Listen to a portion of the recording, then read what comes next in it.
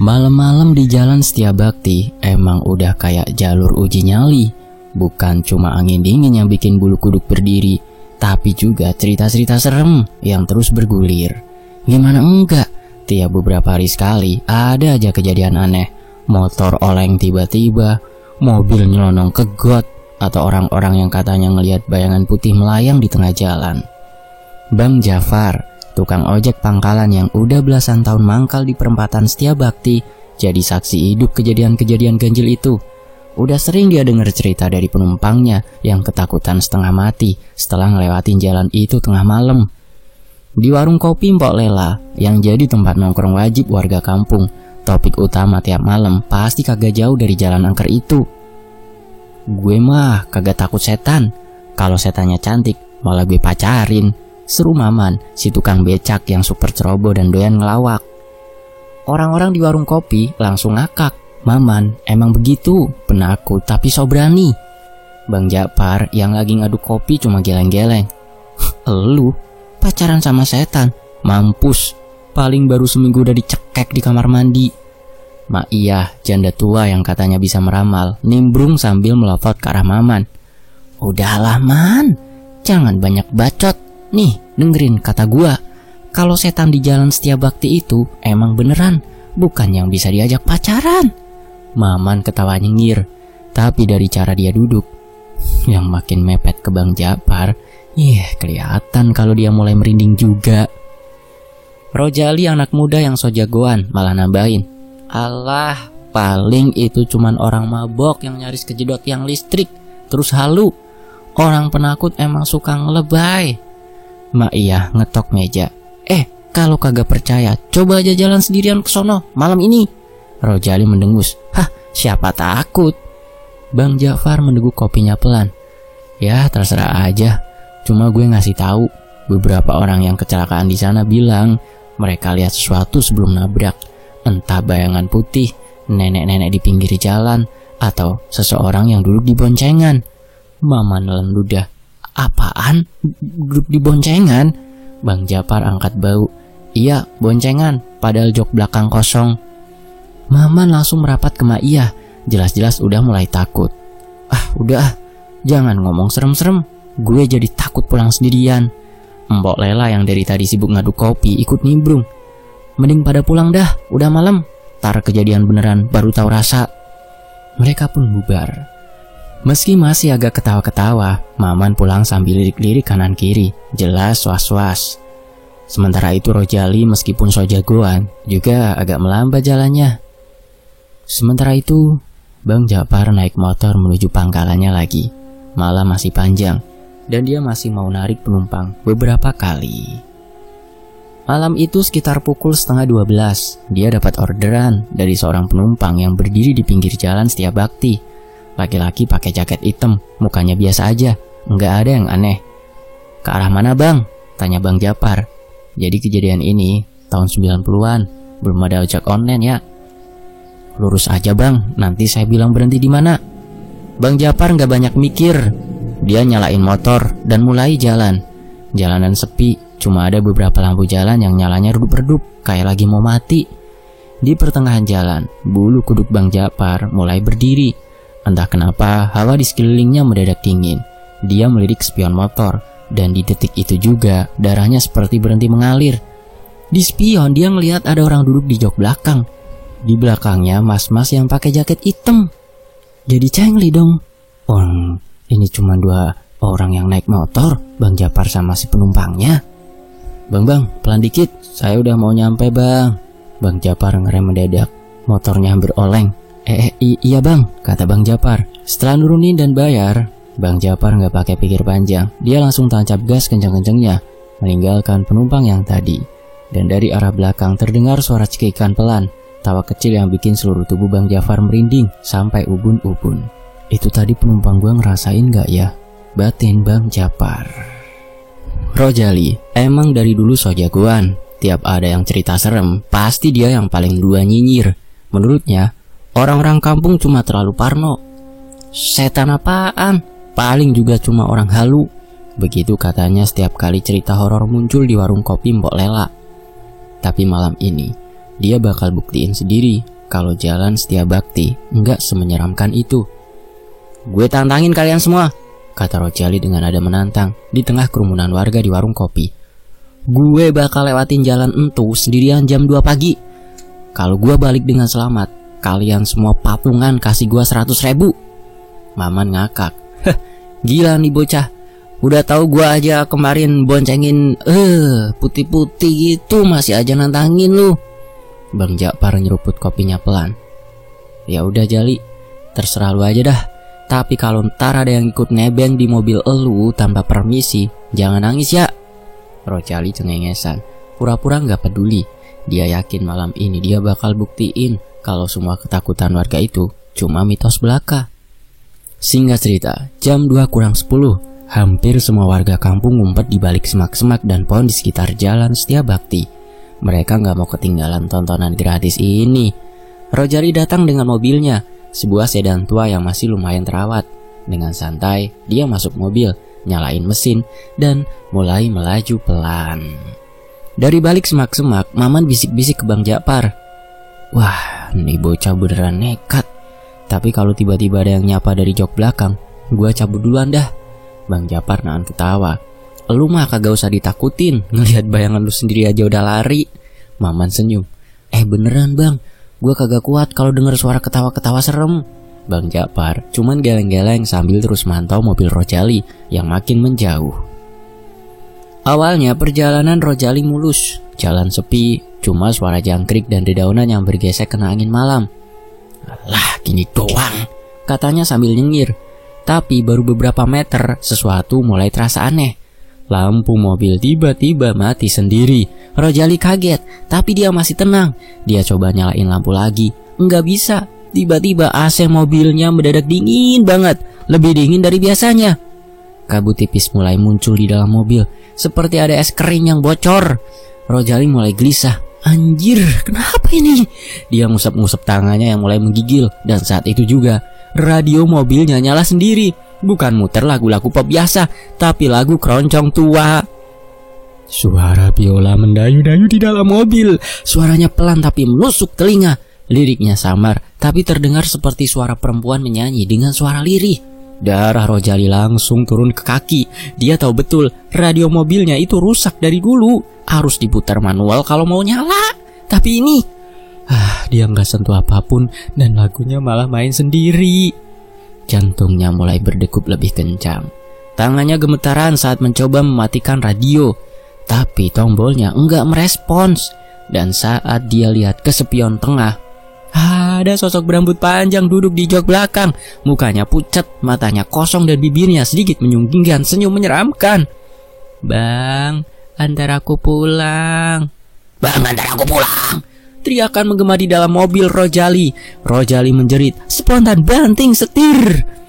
Dari balik semak-semak, warga kampung yang nonton dari kejauhan dengar suara mobilnya meraung kencang. Wah, kayaknya dia mulai panik tuh, bisik Maman. Suara tabrakan keras menggema. Warga kampung langsung lari ke arah suara itu. Begitu mereka sampai di tempat kejadian, mereka semua tercekat. Mobil Rojali kebalik di pinggir jalan. Mesinnya masih nyala, tapi Rojali nggak ada. Mobil kosong, nggak ada siapa-siapa di dalamnya.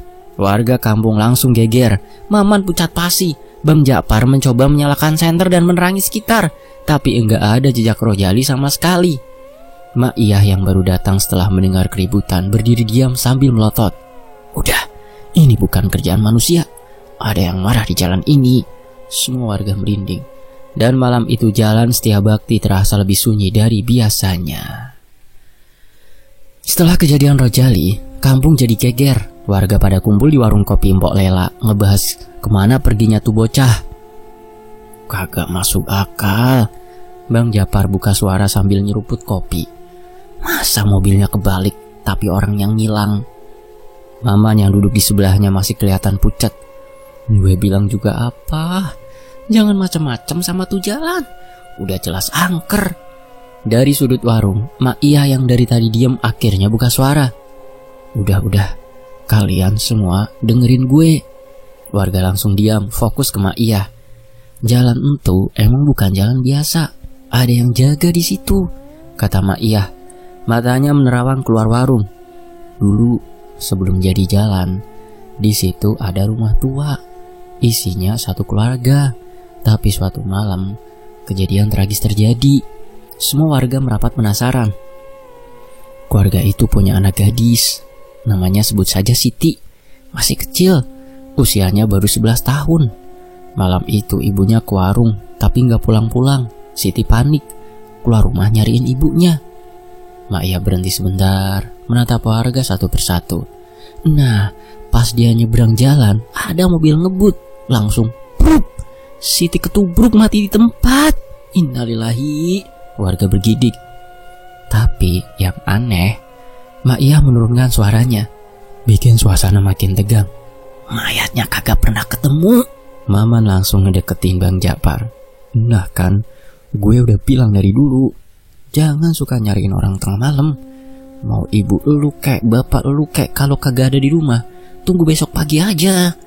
Bang Jafar ngelirik Maman sambil manyun. Gila lu Man, itu mah bukan solusi, itu namanya males. Pok Lela ngerapetin selendangnya. Jadi sampai sekarang arwahnya gentayangan gitu? Mak Iyah mengangguk. Banyak yang bilang dia masih nyari ibunya. Siapapun yang lewat jalan itu sendirian, dia kira itu ibunya, makanya dia ikut. Suasana makin tegang. Angin malam yang masuk ke warung kopi bikin bulu kuduk warga merinding. Malamnya Bang Japar dan Maman yang masih penasaran mutusin buat ngintai Jalan Setiabakti. Man, kita cuma lihat doang, kagak usah macam-macam ya, kata Bang Japar sambil nyalain motor. Maman yang duduk di belakang udah keringetan duluan. Par, kalau ada yang nyapa, kita gas aja ya. Jangan so berani kayak Rojali. Bang Japar cuma nyengir. Santai Man. Mereka pun berangkat. Jalan Setiabakti malam itu sunyi. Nggak ada suara selain angin yang ngegesek daunan. Lampu jalan remeng-remeng. Beberapa malah udah mati total. Motor Bang Japar melaju pelan. Mereka ngeliatin sekitar, tapi kagak ada yang aneh. Tuh kan Man, kosong. Maman belum tenang. Jangan ngegas dulu Par, tunggu sampai kita nyampe ujung jalan. Mereka terus melaju. Tapi begitu masuk ke tengah jalan, udara tiba-tiba berubah jadi dingin. Bang Japar ngelirik spion motor, dan saat itulah dia ngelihat sesuatu. Ada bayangan di belakang Maman. Rambut panjang, duduk diam, tanpa ekspresi. Seorang anak gadis berambut panjang, pakai daster putih, duduk di trotoar jalan.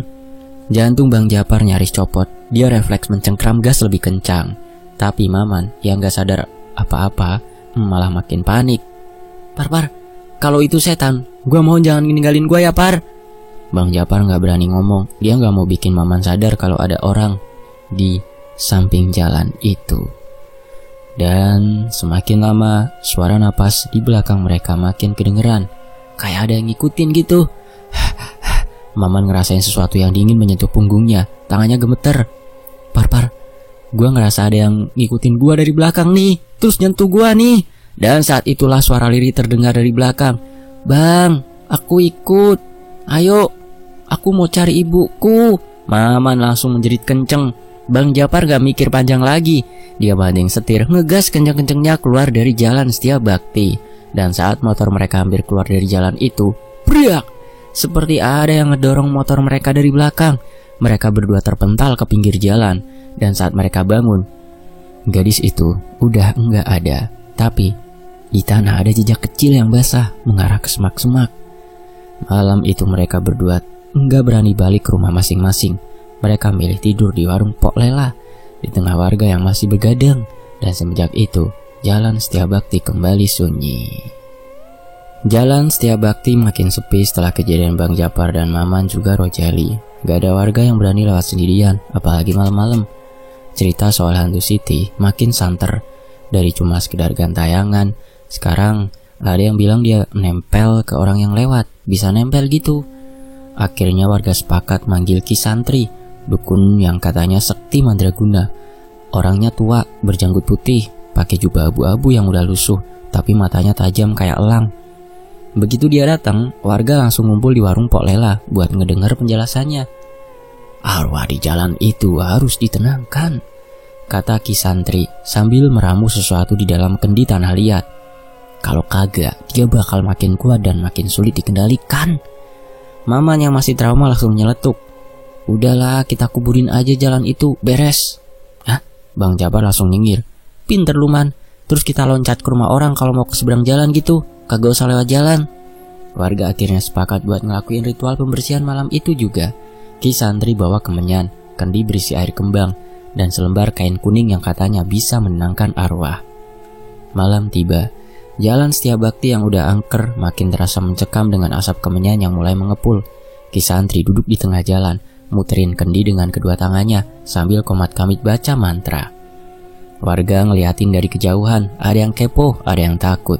Di antara mereka Bang Japar dan Maman berdiri paling belakang. Maman nyolek Bang Japar, bisik-bisik. Par, kalau ini ritual gagal, gua duluan lari ya. Bang Japar yang udah waspada dari awal langsung nunjukin kunci motor di tangannya. Gua mah udah duluan pegang kunci motor, tinggal gas aja nih. Mereka berdua ketawa kecil, tapi langsung mingkem begitu angin tiba-tiba berembus kencang. Daun-daun kering berterbangan, lampu jalan yang redup-redup mulai kedap-kedip. Ki Santri tetap fokus. Dia taburin bunga di sekitar kendi dan makin kencang baca mantranya. Tapi tiba-tiba, kemenyan yang tadi menyala mendadak padam sendiri. Dan di tengah jalan terdengar suara perempuan ketawa. Warga kampung gemeter. Maman yang udah panik dari awal refleks nendang kendi Ki Santri. Pecah dah tuh kendi. Maman goblok, itu kendi buat ritual, lu malah nendang, teriak Ki Santri dengan wajah merah padam. Maman kaget. Lah gua panik, tadi kayak ada yang nyolek kuping gua dari belakang Ki. Bang Japar yang udah siaga dari tadi langsung nyorong Maman ke depan. Nah lu tuh kebanyakan gaya, udah depan aja sono. Tapi sebelum Maman bisa kabur, suara perempuan itu makin jelas. Kenapa? Pecahin kendi aku. Suara itu gak berasal dari satu titik, tapi terdengar dari segala arah. Warga mulai ketakutan. Beberapa udah nyaris kabur, tapi Ki Santri buru-buru berdiri, mukanya tegang. Ritual gagal total, katanya dengan suara berat. Ini bukan sekedar arwah penasaran, ada sesuatu yang lebih kuat menguasai tempat ini. Warga langsung berdesakan mundur. Maman udah setengah jalan lari, tapi Ki Santri teriak, "Woi, balik lagi lu Maman, kita belum selesai." Maman noleh, mukanya pucat. Tapi Ki, tadi beneran ada yang nyolek gua Ki, sumpah. Bang Japar narik napas. Gua juga ngerasa ada yang napas di belakang gua tadi. Tapi ya udahlah, kita diam dulu, biar Ki Santri yang urus. Ki Santri ngelempar segenggam garam ke udara. Berharap bisa menetralisir energi negatif di situ. Tapi tiba-tiba, plak! Seperti ada tangan tak kasat mata yang nempelin sesuatu ke muka Ki Santri. Dia terhuyung ke belakang, kaget. Matanya menatap ke arah depan, dan di sana sosok gadis berambut panjang itu berdiri di tengah jalan. Dasternya putih lusuh, matanya hitam pekat. Tangan yang genggam sesuatu, sebuah kendi yang udah pecah. Kenapa pecahin kendi aku? Warga langsung bubar jalan. Bang Japar dan Maman udah ngibrit duluan. Sementara Ki Santri terpaksa mundur, tahu kalau ini bukan lawan yang bisa dihadapi dengan ritual biasa. Malam itu, jalan Setiabakti kembali menelan korban dalam bentuk ketakutan yang lebih besar. Setelah kegagalan ritual sebelumnya, warga makin ketakutan. Jalan Setiabakti yang dulu biasa jadi jalur utama, sekarang lebih mirip kuburan, sepi, gak ada yang berani lewat, bahkan siang hari. Ki Santri tahu kalau ini gak bisa dibiarin. Kali ini dia gak sendiri, dia ngajak Mak Iyah. Ini harus diselesaikan sekarang juga, kata Mak Iyah sambil mengunyah sirih. Warga yang ketakutan akhirnya sepakat buat ikut, tapi tentu aja Maman dan Bang Japar ada di barisan paling belakang, siap kabur kalau keadaan makin kacau. Jalan Setiabakti sunyi, bulan purnama menggantung pucat di langit malam itu, dan angin dingin berembus pelan. Di tengah jalan, Mak Iyah dan Ki Santri duduk bersila di depan sesajen, nasi kuning, ayam panggang, dan kemenyan yang mulai mengepul. Ki Santri mulai membaca mantra. Mak Iyah menutup mata, menarik nafas panjang, lalu bergumam. Siapapun kau di sini, hadir, tunjukkan dirimu. Angin yang tadinya pelan mendadak berubah jadi ribut. Pohon-pohon di pinggir jalan bergoyang kencang, debu-debu berterbangan. Lalu dari tengah jalan, bayangan besar muncul. Sosok itu makin lama makin jelas. Perempuan berambut panjang, bajunya compang-camping, matanya kosong, wajahnya pucat, seperti habis berendam di air berhari-hari. Aku tak ingin sendiri. Suaranya datar, tapi bikin bulu kuduk merinding. Mak Iyah melangkah maju, tatapannya tajam. Kalau memang ini tempatmu, kenapa kau ambil nyawa orang? Arwah itu diam sebentar, lalu bibirnya bergerak. "Aku tak ingin sendiri menunggu di sini." Kisantri menatapnya tajam. "Menunggu dan mencari siapa?" Perempuan itu tersenyum tipis, tapi senyumnya lebih mirip luka sobek. "Menunggu ibu, aku cari-cari kok nggak ada." Mendadak mamanya yang berdiri di belakang berteriak kencang, matanya membelalak, badannya kejang, dan tiba-tiba dia tertawa ngakak. "Siti, ini loh aku temenmu." Maman kesurupan, warga panik, beberapa udah siap lari, tapi Ma'yah buru-buru menekan bahu Maman sambil merapal doa. Bang Japar yang gak ngerti harus ngapain, langsung nyamber botol air doa dari Kisantri. Tanpa pikir panjang, dia tempelin ke jidat Maman. Maman kejang sebentar, lalu tubuhnya lemas, dia jatuh pingsan di tanah. Ma'yah dan Kisantri gak nyanyain waktu, mereka mempercepat ritualnya, membaca doa lebih kencang sampai angin yang tadi ribut mulai mereda. Arwah Siti mulai menangis. Tangannya perlahan menutup wajahnya. Suaranya lirih. "Aku hanya ingin teman untuk menunggu ibuku. Aku cari-cari tidak ada." Ma'yah menghela nafas. "Kamu gak sendiri, Siti. Udah saatnya pergi ya, yang tenang." Kisantri melempar segenggam garam ke arah bayangan itu. Perlahan-lahan sosok itu pun memudar. Angin berhenti, suasana kembali hening.